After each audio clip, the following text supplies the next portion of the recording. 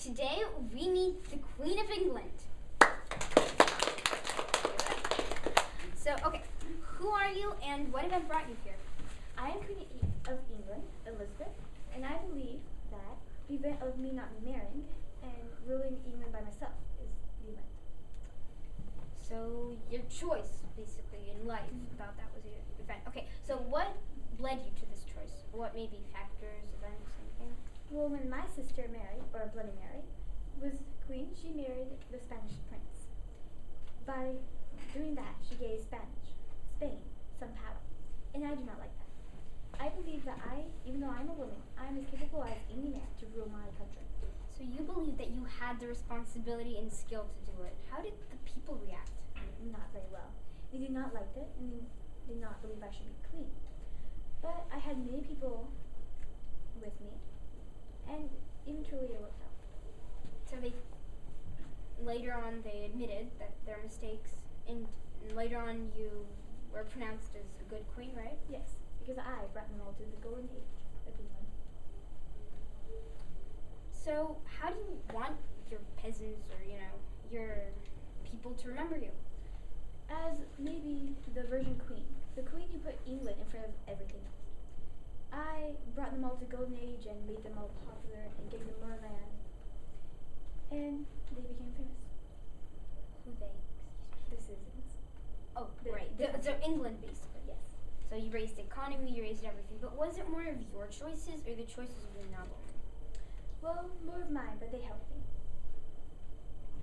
Very interesting. Thank you. And I will have 2 more questions. How did you manage without your husband? Was it difficult? Did you ever regret your choices? No. I was proud to be alone.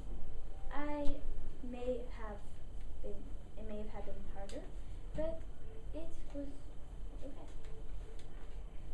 You were proud of your choices. What difficulties did you face? I faced many people not believing me, but others. So your choice, yeah? Yes, my choice. Okay, and was it shocking to the people what you did? Yes. They all believed that I would be married.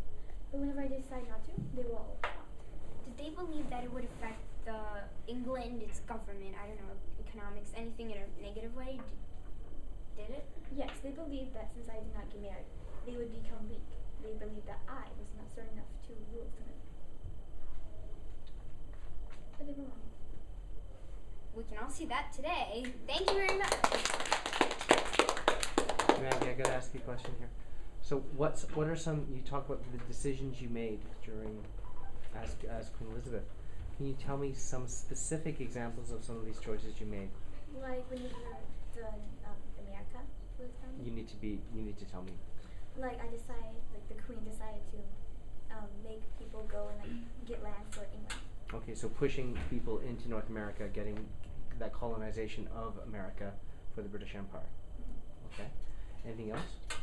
How maybe some wars against Spain. They were enemies. Definitely. And keeping.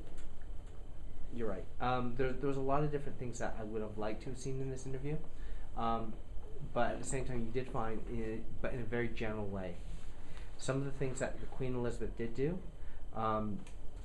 is, first of all, she was Protestant in a time when Catholicism was being very strongly fought over in England, whether England would be a Catholic or Protestant church. And your father, which you should have mentioned, Father Henry VIII, actually created the Church of England. So created an English church where people were allowed to get divorced and go from there. You're fine. Hello everyone, this is Event TV, and today we will be interviewing Natasha. Okay, try again, but look over at the camera this time. Hello everyone, this is Event TV, and today we will be interviewing Natasha. So, who are you, and what events brought you here? Okay. Hello, my name is Marisa Natalia. I was born in 1973 in Moscow in a working middle-class family. Now, I went to school in 1981 and finished school in 1991. In 1992, I went to Paris for 2 years to work to earn money for my family, and then went to university in 1994. The event that brought me here is perestroika, aka collapse of communism. It quite frankly changed my life. Most government factories, restaurants, cafes, everything was owned by government. You see, everything. And most of them got closed down. There's no such thing as business in the communism. So also, if you would have, for example, 100 rubles, you would have 10. So the currency changed to what it is right now.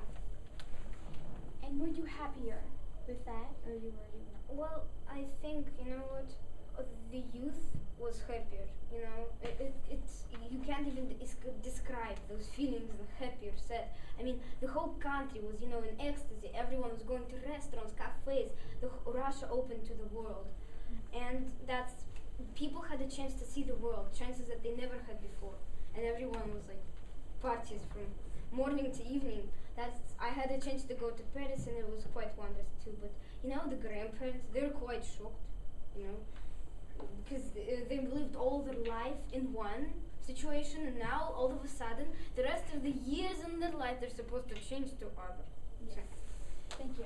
And what factors do you believe brought you to this event? Well, I think that there's actually one factor, one main factor that brought Russia to perestroika. It was Russia's economy. Soviet economy could not last longer. There should be a change. There weren't enough clothing, there weren't enough food, and you know, it was all because the economy was weak and all the relationship between restaurant and cafes were all ruined. Thank you. And how would you like to be remembered? You know, I would like to be remembered by my family, friends. I'm happy that I had a chance to witness what I did. I had a chance to live in this, in history, I might say, in the change. I'd like to be remembered as forever young, forever happy. Thank you very much. And I have two extra questions for you. So if you don't mind, what did you work at? In Paris, I worked in the modeling business. So I worked as a photographer and as a model. Model. Then also, who was the president at that time? Well, you know, the president that actually was on the brink of perestroika, it wasn't called a president. It was called actually a leader of the office, of the communist office, the Soviet office. His name was Gorbachev. Thank you very much. So, thank you everyone on Event TV for Natasha.